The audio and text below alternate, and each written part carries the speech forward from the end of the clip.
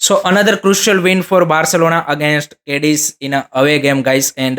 three very important point for Barcelona to remain in the La Liga title race. No doubt मेरे को पता है कि भाई 8 पॉइंट का गैप है रियल मेड्रिड को यहाँ पे डिफिकल्टी की वो शायद यहाँ पे पॉइंट अब इतने ज़्यादा ड्रॉप करेंगे but we have to keep trying simple as that हमें उनके ऊपर कांस्टेंट प्रेशर बना के रखना है एंड नेक्स्ट एल क्लासिको भी हारा है सो आई थिंक वो हमारी ओर से कोई यहाँ पे क्या बोलते कि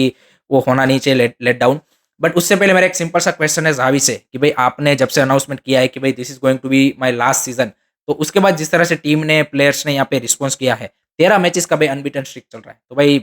3-4 मैच पहले यहाँ पे अनाउंसमेंट कर देते तो शायद ये जो लालीगा का 8 पॉइंट का गैप है अगेंस्ट द रियल मेड्रिड वो शायद कम डाउन होकर यहाँ पे मे बी 2-3 पॉइंट बचा होता या फिर सेम पॉइंट भी हो सकते थे बट जो का साइड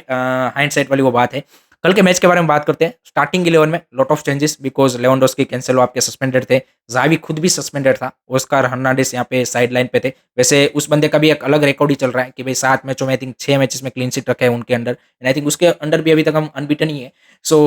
वो भी एक अपना रिकॉर्ड लेके चल रहे हैं स्टार्टिंग 11 में आप देखिए विटर रोक्यू ओले रमेऊ मार्कस अलोंसो हेक्टर फोर्ट जैसे बंदों को मौका मिला कि जो अभी रेगुलरली टीम के लिए नहीं खेलते और जाओ Felix Ferran Torres Fermin Lopez कि जो भी यहाँ पे एज ए सब्स्टिट्यूशन ही ज़्यादा अभी रिसेंटली यूज हुए हैं उनको भी यहाँ पे स्टार्टिंग 11 में जगह मिली थी तो ओवरऑल आप बोल सकते हैं कि जो हमारी स्टार्टिंग 11 थी वो यहाँ पे फर्स्ट चॉइस उस सेंस में नहीं थी लेकिन आई थिंक जिस तरह की परफॉर्मेंस उन्होंने पुटअप की है आई think that's the commendable performance चाहे भले ही 1-0 की यहाँ पे क्या बोलते कि विक्ट्री और लग रहा हो कि भाई कैसे भी बारसा ने मर के जीता होगा बट ऐसा सिनारियो बिल्कुल नहीं था आई थिंक एक कन्विंसिंग विक्ट्री चांसेस हमने देखे बेटर चांसेस बनाए वो यहाँ पे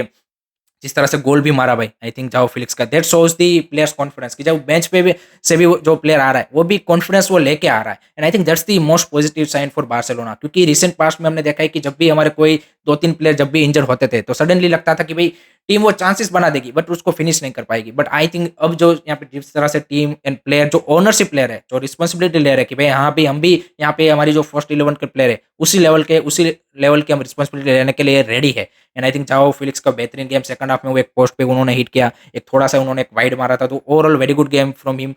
फर्मिन लोपेस का वो बाई 43rd मिनट पे जो उन्होंने चांस क्रिएट करके दिया था shot almost brilliant shot everything was perfect 9 out of 10 times वो गोल ही होता but that was a brilliant क्या बोलते कि goal line clearance from the Cadiz defenders otherwise it would have been a 2-0 in first half itself उसके अलावा I think आप देखिए फेरान तोरेस के भी मूवमेंट्स अच्छे थे उनके भी यहाँ पे आई थिंक जिस तरह से उनके अभी कंट्रीब्यूशन था he was brilliant Oriol Romeu average दिखे Sergio Roberto was good Marcos Alonso ठीक ठाक खेले हेक्टर फोर्ट भी यहाँ पे यंगस्टर है आई थिंक उन्होंने भी रिस्पॉन्सिबिलिटी बट कुबारसी भाई आप ऐसा बंदा बन चुका है कि भाई इसको आप किसी भी मैच में आप इग्नोर नहीं कर सकते ही has to be discussed because जिस तरह का बंदे का भाई लेवल है आई थिंक अगर मैं मतलब जब से मैं बार्सिलोना को देख रहा हूँ 2010 के बाद आई डोंट सी कि मैंने इस तरह का लामासिया का प्लेयर देखा है कि जो मतलब इतना ज़्यादा जिसके पास यहाँ पे एट द एज ऑफ 17 हम गावी की बात करते हैं हम लेमन यमाल की बात करते हैं आंसू फाती की बात करते हैं but I think कुबारसी is on another level I think जिस तरह का बंदे के पास अंडरस्टैंडिंग है जिस तरह की उसके पास यहाँ पे फुटबॉलिंग सेंस है incredible to see at the age of 17 वो भी पर्टिकुलरली डिफेंडर की पोजीशन पे क्योंकि जनरली आपको मिडफील्डर अटैकर ऐसे देखने को मिल जाते हैं but he has been absolutely brilliant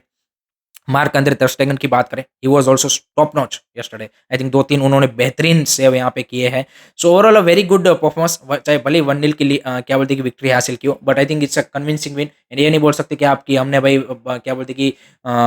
मर के यहाँ पे मैच जीता है सो वो वाला चीज़ था 60th मिनट पे यहाँ पे पेड्री फिर लेमन यमाल उन सबको भी मौका मिला था एंड यहाँ पे मार्क कैसेडो को भी 85th मिनट पे मौका मिला था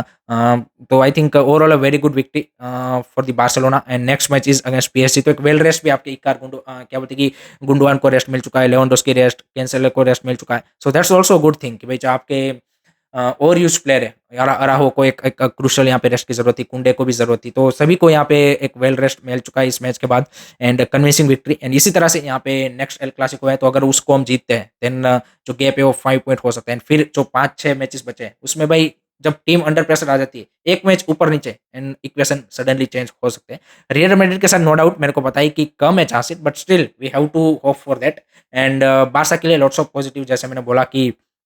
बेंच के प्लेयर भी आके यहाँ पे रिस्पॉन्सिबिलिटी ले रहे हैं so that's the biggest positive for me and let hope so कि जो नेक्स्ट मैच अगेंस्ट पीएसजी है चैंपियंस लीग उसमें जिस तरह से हमने फर्स्ट लेग में खेला था उसी लेवल का परफॉर्मेंस हम नेक्स्ट लेग में भी यहाँ पे कंटिन्यू करें so that's it from my side guys and take care bye bye Visca Barça